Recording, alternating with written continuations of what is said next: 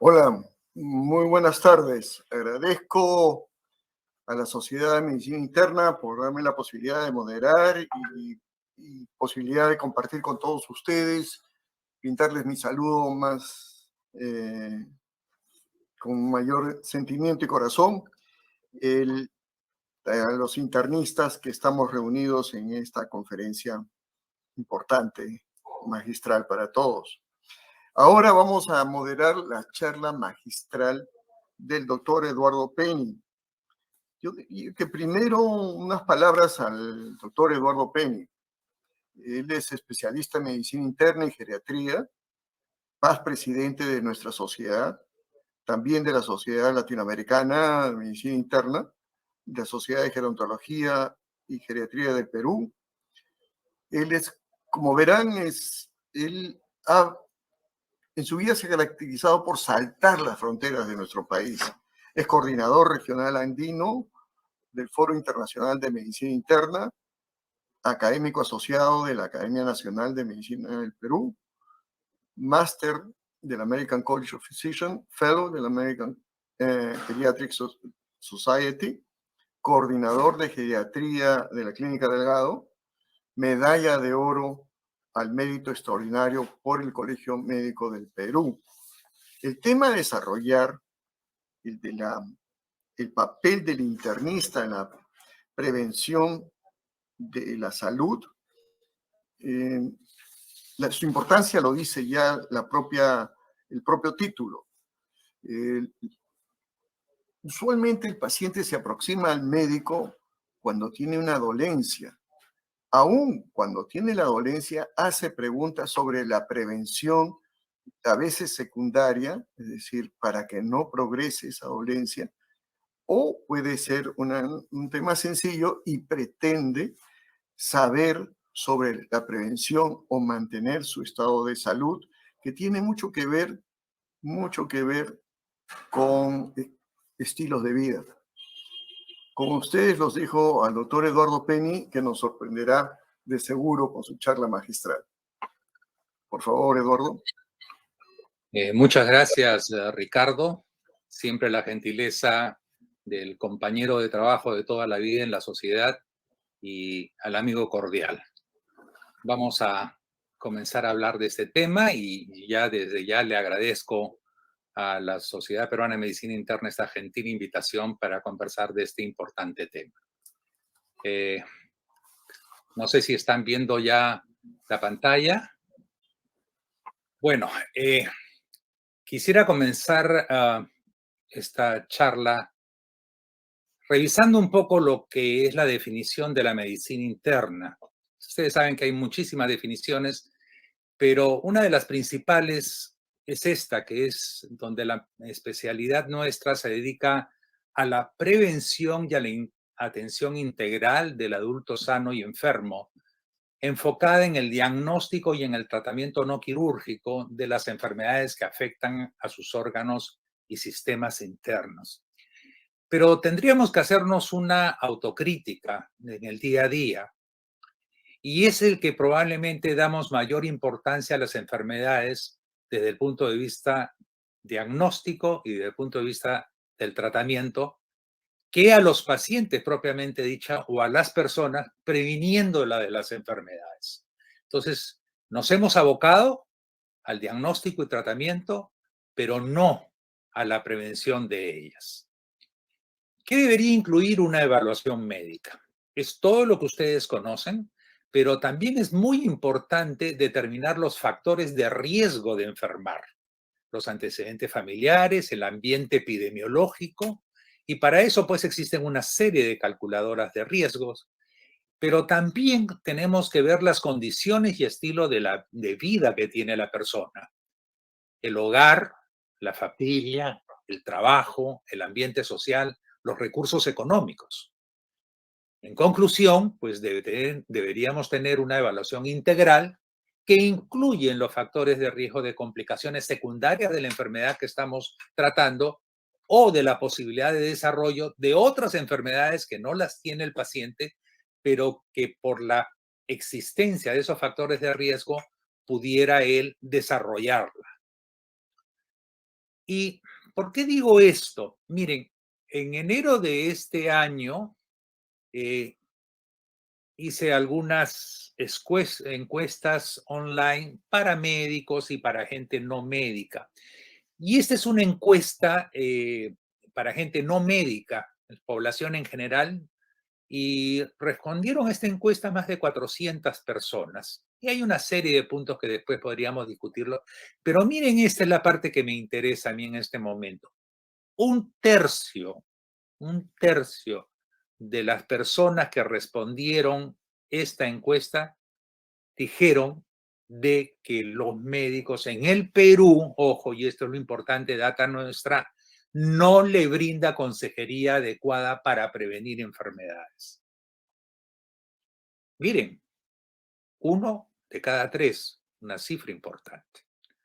Es cierto que hay una serie de cambios actuales en la medicina, donde pues hemos avanzado tecnológicamente, nos preocupamos por una cantidad de exámenes, nos preocupamos por los aspectos legales. Pero lamentablemente no siempre existe la tendencia a la prevención y detección temprana de las enfermedades, con lo que nosotros podríamos obtener una disminución del daño en las personas y además de los costos que podrían esos ser derivados a otros aspectos de la vida diaria.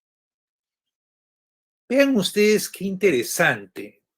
El American Board of Internal Medicine, el ACP, o sea, el American College of Physicians, y el EFIM, que es la Federación Europea de Medicina Interna, publicaron ya hace 20 años prácticamente sobre las competencias y atributos que se deberían tener en la formación del médico relacionadas básicamente a profesionalismo y humanismo.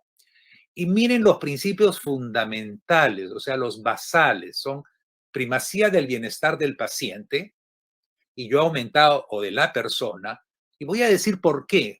Yo sostengo que nosotros no deberíamos llamarle paciente a todas las personas con las que tenemos contacto desde el punto de vista médico, porque eso es lo que nos lleva, creo yo, a un error de manejo, a ver solamente a la persona cuando está enferma. Y no es así. El papel nuestro en la sociedad es prevenir que esas personas se enfermen. El segundo principio fundamental, la autonomía del paciente o de la persona. Y miren qué interesante, justicia social, o sea, aspectos sociales que muchísimas veces no lo tenemos en cuenta, y estas son importantes asociaciones o instituciones de Estados Unidos y de Europa. Sin embargo, están hablando de justicia social, cosa que a veces a los médicos no nos gusta hablar o corremos de ella. Por otra parte, la Organización Mundial de la Salud desde 1948 nos habla pues que la salud es un estado de completo bienestar físico, mental y social, y no solamente la ausencia de afecciones o de enfermedades. Y aquí también podemos decir que los hábitos no saludables son actitudes que afectan potencialmente nuestra salud, sintamos o no sintamos los problemas de salud en relación a los hábitos. Porque como ustedes saben, muchos de estos factores de riesgos o mal hábitos terminan produciendo daño y recién ahí es que podemos sentir las molestias dependientes de esto. Vean, y este es un ejemplo de cómo con una actividad o con una propensión a una actividad física moderada, vigorosa, podemos disminuir la mortalidad por todas las causas. Solamente con una recomendación que la puedan cumplir los pacientes. Simplemente actividad física, disminuyendo todas las causas. Este es un excelente ejemplo de lo que nosotros deberíamos hacer para no tener tantos enfermos. Durante los últimos años, y esta es una publicación de Lancet del año pasado, interesante, hay, pues como ustedes saben,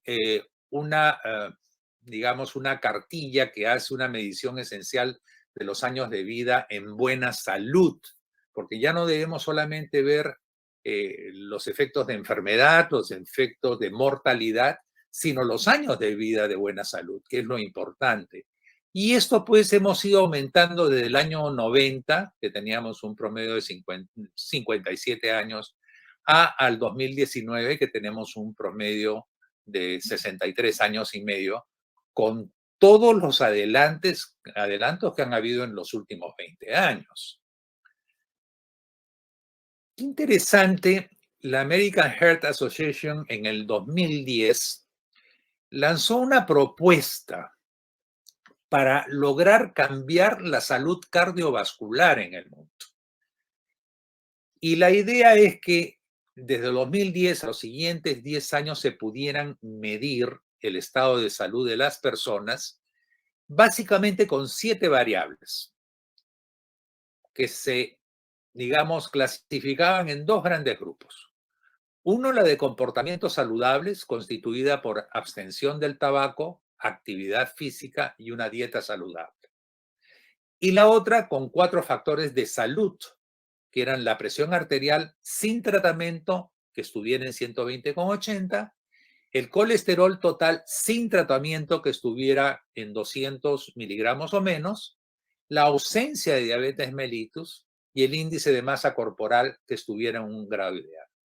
¿Y cuál era el objetivo? Era reducir la mortalidad cardiovascular y mejorar la salud cardiovascular por lo menos en un 20%, que se iban a medir 10 años después en el 2020. Diciendo también que con estas medidas otras patologías podrían beneficiarse. ¿Cuál fue el resultado después de estos 10 años? Lamentablemente no se cumplieron los objetivos. En una población de 45 a 64 años de edad, solamente del 0.1 al 0.2% tenían una salud cardiovascular ideal. O sea, ojo, ni siquiera esto pudimos nosotros haberlo obtenido o haberlo mejorado en el mundo. Ahora, si nosotros nos enfocamos en el tema de la prevención, como ustedes conocen, pues hay prevención primaria, secundaria, terciaria, cuaternaria y primordial. En la prevención primaria se tienen pues todas las acciones destinadas a impedir o disminuir la aparición o probabilidad de una enfermedad.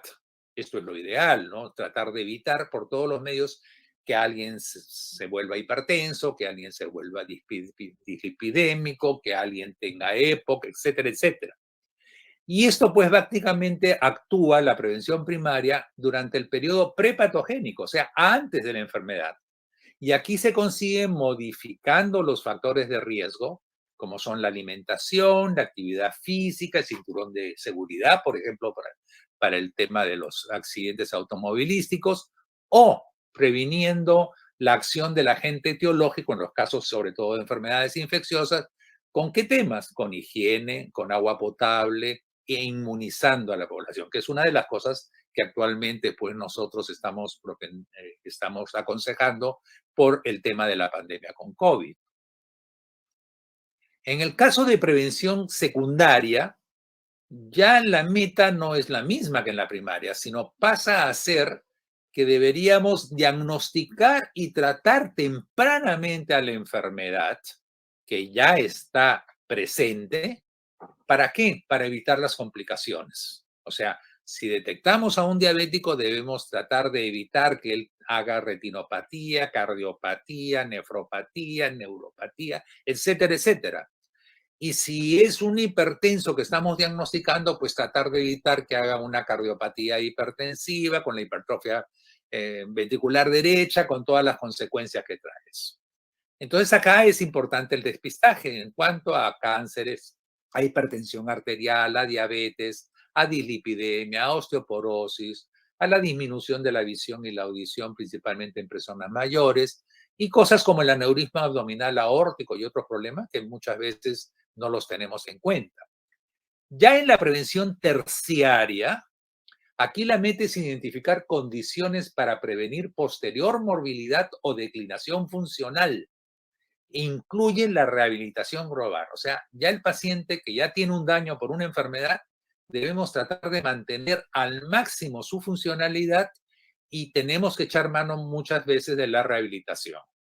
Entonces, acá está basado en mejorar algunos problemas, por ejemplo, problemas posturales y de equilibrio para evitar pues las caídas en las personas de la tercera edad, los problemas nutricionales que por malnutrición, ya sea en exceso o en disminución, nos puede traer, los problemas cognitivos que vuelven dependientes a las personas y los problemas con incontinencias, tanto urinario como fecal, que son problemas también de la tercera edad principalmente. La prevención cuaternaria, y esto es muy importante porque es algo que no lo tenemos en cuenta, es evitar riesgos innecesarios en el manejo de las enfermedades. O sea, sobretratar, por ejemplo, determinadas enfermedades, bajar los niveles que deberían tener para tener una morbilidad controlada, evitando que disminuir la medicalización de la vida diaria.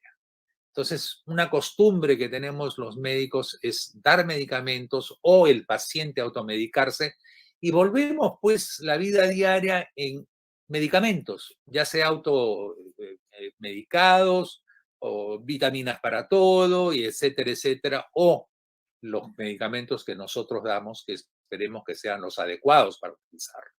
Entonces, acá básicamente está basada en evitar la iatrogenia, evitar esto que nosotros producimos muchas veces en forma innecesaria.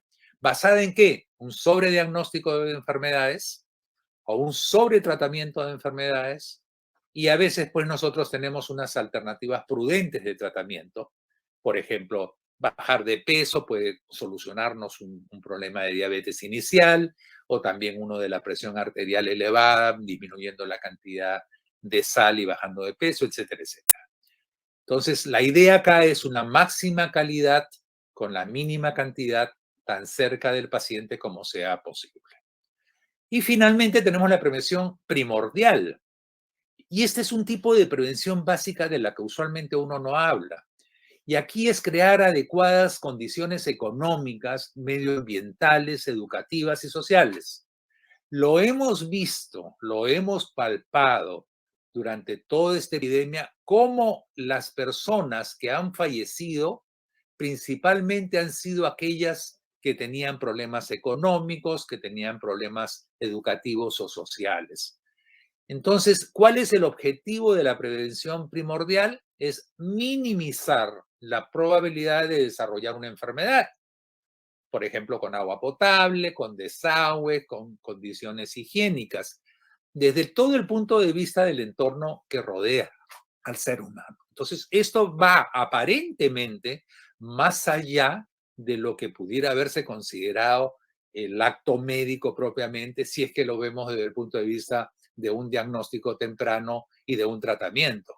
Pero nos olvidamos del factor prevención, que es probablemente el más importante en relación a la población en general. Ustedes saben que un gran problema que tenemos en general son las enfermedades no transmisibles, donde estas resultan pues de una serie de combinaciones genéticas, fisiológicas, ambientales y del comportamiento de las personas, pero que son prevenibles y controlables. Y ese es un problema sanitario y de desarrollo en todas partes del mundo. El 70% de las muertes en general de las personas están relacionadas a las enfermedades no transmisibles. Y el 30% de las muertes prematuras en menores de 60 años se deben a ellas sobre todo. ¿Y en qué países? En países como los nuestros, que son países en vías de desarrollo. ¿Cuáles son los principales 4 grupos relacionados a esto? Las enfermedades cardiovasculares, por ejemplo, el infarto agudo miocárdico y todos los problemas coronarios, la enfermedad cerebrovascular, incluyendo los accidentes cerebrovasculares. Después tenemos el cáncer, principalmente mama, colon y recto, cervicuterino y pulmón. O tenemos la enfermedad pulmonar obstructiva crónica y el asma muy relacionados, digamos, en nuestros casos a las minas o al tabaco. Y también, y a la contaminación de las ciudades. Y también tenemos el problema de la diabetes mellitus. Son los 4 problemas y esto pudiera prevenirse y controlar interviniendo a nivel poblacional y además a nivel individual.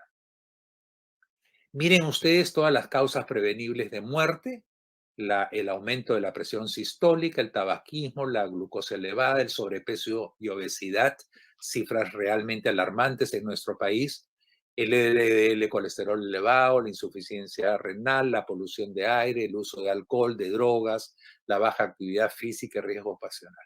Miren ustedes, todas estas son prevenibles en alguna forma y eso deberíamos tratar. Sin embargo, hay algunos riesgos que son cruciales. ¿Cuáles son? El índice de masa corporal cuando esté elevado, la hiperglicemia, la polución ambiental, la calidad de la dieta que hagamos. Ojo que dieta no significa restricción, significa nutrición en este caso. La actividad física y otros riesgos adicionales que están en los cambios climáticos y en la pobreza.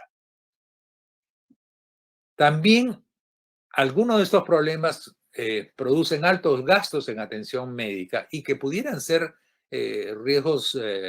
factores de riesgo modificables. Volvimos a insistir con el alto índice de la masa corporal, de la presión elevada, la sistólica, los niveles de glucosa en ayunas, los riesgos dietéticos o dietarios, el humo de tabaco. Por lo tanto, para disminuir los altos gastos que podríamos atender, tendríamos que prevenir y controlar la exposición al riesgo. Acordarse ustedes que la fracción del gasto más elevado es para los mayores de 65 años. Y todo lo que presenten después de los 65 años es simplemente consecuencia de todo lo que ha pasado antes de los 65 años.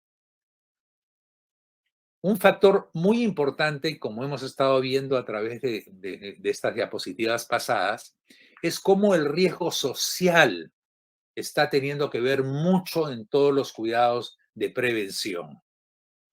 Este grupo, que es el USPSTF, que es el US Preventive Service Task Force, es un panel voluntario independiente de expertos nacionales de Estados Unidos y a veces en Canadá, en prevención y medicina basada en la evidencia, que generan una serie de recomendaciones preventivas. Y ellos hablan cada vez más de que existe una fuerte relación entre la salud de las personas, miren, no dicen de los pacientes, dicen de la salud de las personas y su medio socioeconómico que los rodea. Y esto tiene implicancias. Médicos tenemos que pedirles a las autoridades del gobierno, no solamente a las de salud, que mejoren las condiciones socioeconómicas de la sociedad. La responsabilidad no es exclusivamente nuestra. El problema, la responsabilidad es de toda la sociedad en su conjunto y de sus autoridades. Y ya se hablan pues de los determinantes sociales de la salud, que son condiciones socioeconómicas en las cuales la gente vive, más allá que las inmediatas necesidades de cualquier individuo y con riesgos sociales. Y estos factores pueden ser medibles y determinantes de la salud. Cosas como la inestabilidad en el hogar, la inseguridad alimentaria, la dificultad en transporte, la asistencia utilitaria, la seguridad interpersonal y violencia, la educación, la atención financiera, son determinantes sociales de la salud muy importantes y tienen que ver directamente con ellas. ¿Y cuál es la idea? Es promover la salud, pero con una visión física, económica y socioambiental, o sea, más allá de lo médico, donde los médicos tenemos que intervenir. ¿Por qué?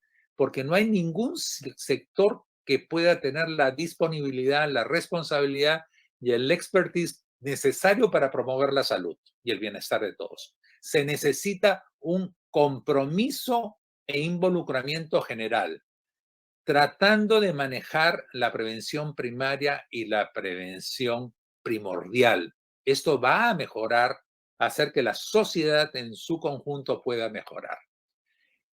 Mire, en la carga global de enfermedades publicada en el año 2020 han determinado 87 de ellas, pero miren las principales: agua no potable, saneamiento, contaminación del aire, riesgos ambientales, las temperaturas no óptimas, los riesgos laborales, problemas de nutrición, tabaco, alcohol, drogas, alimentación, violencia en la pareja, abuso sexual, sexo inseguro, poca actividad física, la hiperglicemia en ayunas, colesterol alto, presión arterial sistólica alta, índice de masa corporal alta, densidad mineral ósea baja, disfunción renal. Son las principales de estas 87. Pero vean ustedes que La mayor parte de ellas son sociales realmente.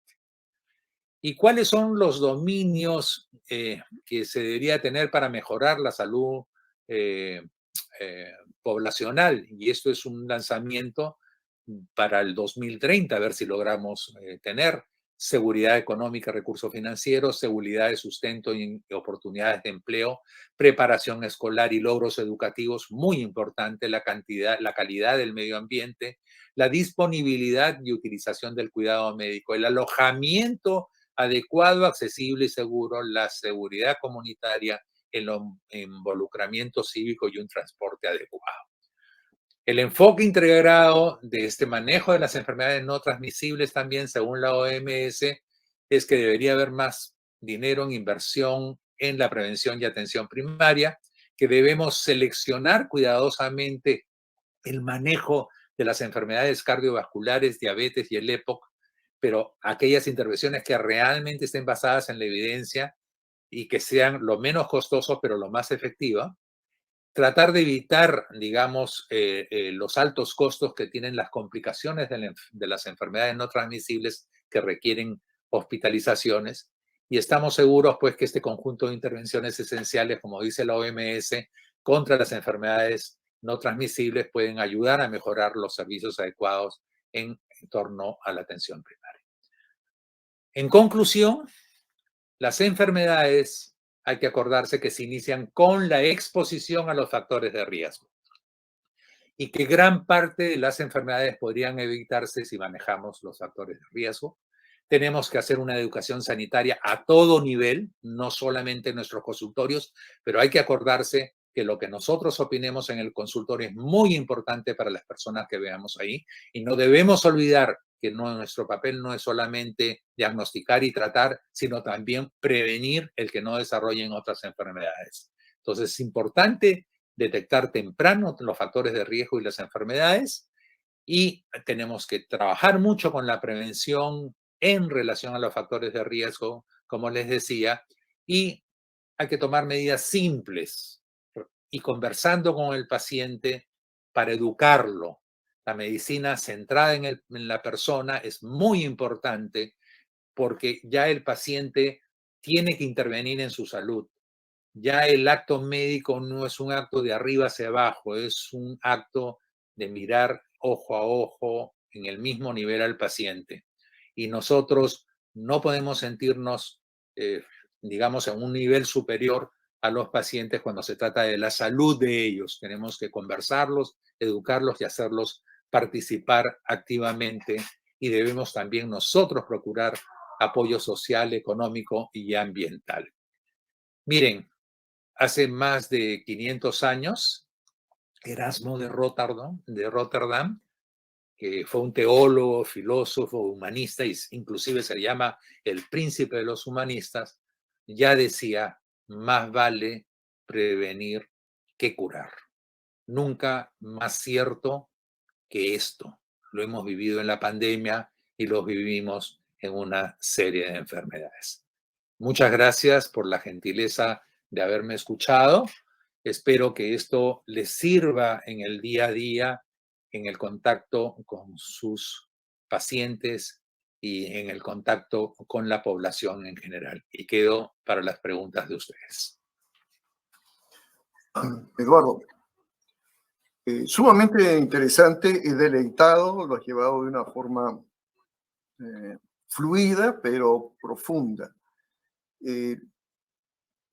Yo quisiera un comentario a la experiencia que tengo, que es lo difícil que es el cambio de estilo de vida. Puedo tener al paciente, aproximarlo, diría yo, a una adherencia terapéutica con pastillas, bastante bien, pero que tome la decisión para un cambio de estilo de vida es muy difícil, muy difícil. No sé cómo ha sido tu experiencia en tiempo. Sí, yo creo que en general, Ricardo, y es excelente tu pregunta y tu comentario, no es fácil, no es un tema sencillo. Es más, la mejora de las, digamos, del manejo de todos estos factores de riesgo debería venir desde la chiquititud, desde que se está en el hogar, de lo que se está en la escuela. Es muy importante. Y de esto ya sabemos nosotros cómo programas en la televisión norteamericana lograron cambiar hábitos, digamos, enseñándole a los niños con dibujos animados, con muñecos, cambios de actitud, los cuales ellos llevaban hacia sus padres. Y eso era, por ejemplo, una de las causas por que disminuyera el tabaquismo, por decir. Entonces, acá hay un tema en el cual lamentablemente el paciente nos ve como recetadores y los médicos nos sentimos en la obligación de dar una receta. Pero parte de la consulta, y por más limitada que esté en el tiempo, uno debería conversar con el paciente. Y conversar no significa imponer, sino significa discutir con él determinados puntos. Yo te digo, si tú tienes un paciente que tiene 100 kilos de peso y tú logras convencerlo a él que él puede bajar 1 kilo en el mes, disminuyendo la cantidad de, quitándose las gaseosas o disminuyendo la quitada de las gaseosas o caminando un poco más o haciendo algo que pueda terminar, tú puedes lograr eso. Lo que pasa es que si tú le dices al paciente, oiga, ¿sabe qué? Usted tiene que bajar 10 kilos. Y para esto va a dejar de comer esto, y ¿sabe qué? Se compra su vinche, se va a correr 20 kilómetros diarios. No, pues así no funcionan las cosas. Y sabemos por experiencia que no funcionan así las cosas. Es lo mismo, tú agarras y un paciente que te fuma 20 cigarros, si tú logras que ese paciente te fume el 10% menos, o sea, 18 cigarros, que deje 2, estás consiguiendo un éxito. Si el paciente logras que se lave las manos, y mira que lo estamos logrando con la pandemia, que se lave las manos, pues sencillamente ellos van a disminuir el riesgo de enfermedades contaminantes. Es más, tú observa a los niños ahora, muchos de los niños cuando estornudan, ¿qué hacen? Se ponen el brazo delante de la boca. Y era cosa que nuestra generación no la hacía. Lo que hacíamos era estornudar al costado o toser al costado. O con la mano cubríamos o con el pañuelo si es que teníamos el pañuelo. Pero ahora los niños están logrando hacer eso. De ahí que yo decía que el involucramiento tiene que ser de toda la sociedad, incluyendo el periodismo, los ministerios, etcétera, etcétera, para lograr un cambio de la postura. Esto no es algo médico puramente, pero los médicos somos muy importantes en transmitir el mensaje y lograr el liderazgo en este tipo de cambios, ¿no? Interesante. A ver, hay una pregunta del auditorio que va a la primera parte del título, creo yo, el papel del internista. Y creo que es muy buena la opción que quien tú podrías contestar esta pregunta y dice así, para usted, el futuro de la medicina interna, ¿cuál es el futuro de la medicina interna frente a las subespecialidades? Esa es una pregunta que nos la hacemos todos los días los internistas, ¿no? Yo quisiera recordar que en el año 87 en Estados Unidos hubo un cambio de la actitud de los médicos a la especialización, cuando dejaron de escoger medicina interna como la primera opción y comenzaron a escoger otras especialidades. Y eso llamó la atención en el mundo, porque era lo principal. Y eso lo vimos en Perú también. En la residencia en Cayetano Heredia, los primeros puestos siempre escogían irse a medicina interna. Y después comenzamos a ver que no era así en los siguientes años. Y esto por una serie de problemas. Creo yo, uno es el problema económico, el otro es que el internista lo que maneja es su cerebro, y de ahí todas las actividades médicas que hace están íntimamente relacionadas a eso. Le echa mano a una serie de procedimientos, pero principalmente es su cerebro. Y eso que aparentemente nos daría una debilidad frente a las subespecialidades, que son las que manejan instrumentos, va a ser lo que nos permita perdurar en el tiempo, porque es altamente probable que con la complejidad de las multimorbilidad en los pacientes se necesita el internista. En las mañanas yo lo escuchaba, Emilio Cesariego de España, de Lugo, cómo él hablaba de la importancia del internista en el manejo de la polipatología, la polimorbilidad. Entonces, mientras que nosotros mantengamos ese rapport, esa buena relación con las personas y seamos los consejeros y los mantengamos sanos, nosotros no vamos a ser sustituidos por una máquina. Pero hay condiciones, y esas condiciones, pues, el tener el acercamiento y volvernos los consejeros de los pacientes, diagnosticándolos además tempranamente y evitándoles las enfermedades. Entonces, yo sí le veo un buen futuro a la medicina interna en la medida que nosotros mantengamos las virtudes que debe tener todo un internista basado en el profesionalismo y sobre todo en el humanismo. Ese es algo que lamentablemente se ha ido dejando de lado en los últimos años. Buen desafío, sobre todo la segunda parte de tu respuesta. Hay una pregunta más y está referida a la cultura de la automedicación, que supuestamente estaría sustentada o favorecida por la publicidad y los intereses de las cadenas farmacéuticas. Bueno, sí, aquí hay varios problemas.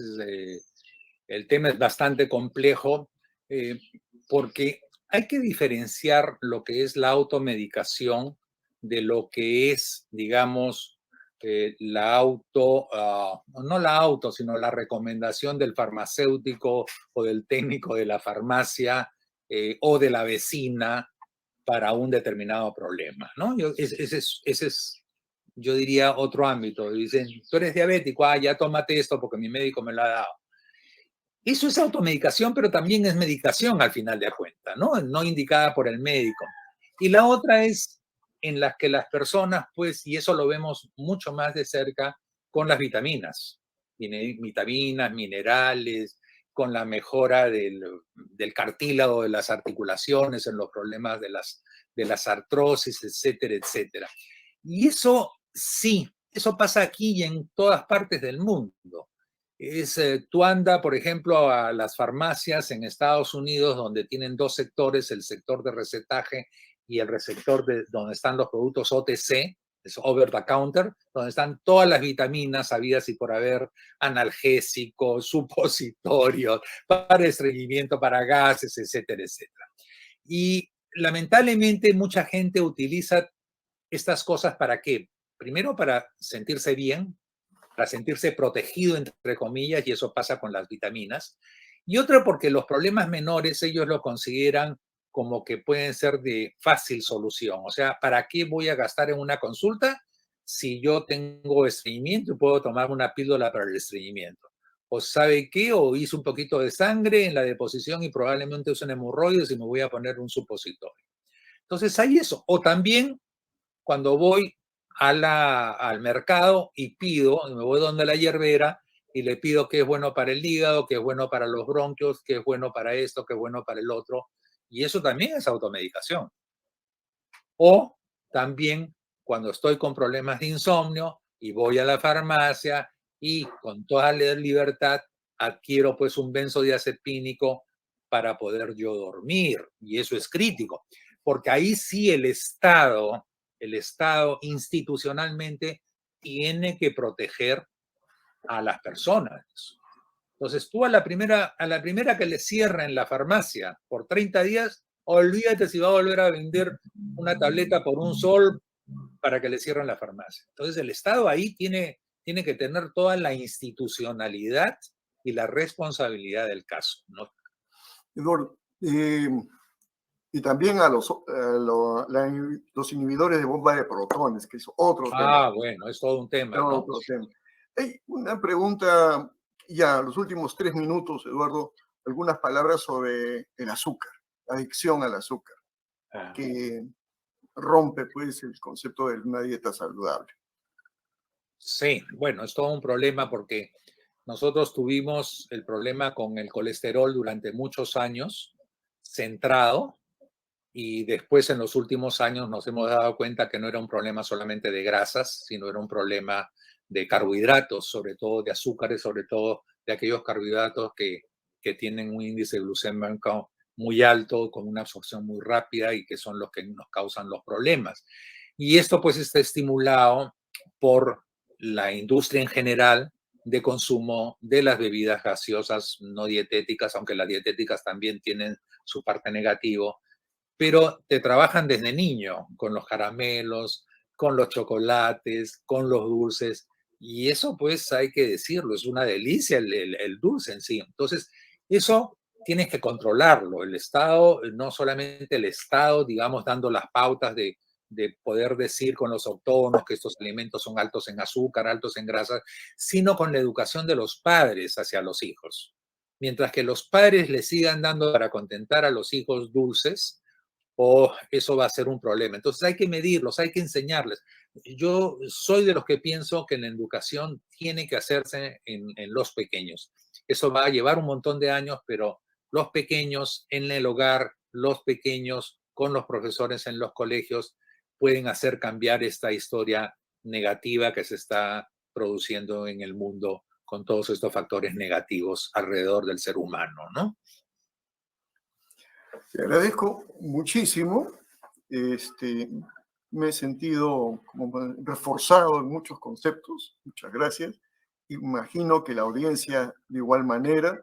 Quiero felicitarte por la charla, lo magistral de la charla magistral, no disculpando esta vez la redundancia. Eduardo, te agradezco mucho a nombre de la Sociedad de Medicina Interna. No, te agradezco la gentileza de tus palabras y lo más importante de esto es que esto se ponga en práctica.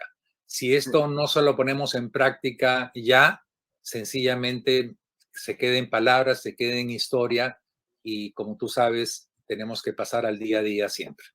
Muchas gracias nuevamente a ti y a la sociedad por esta gentil invitación para comunicarme con todos ustedes.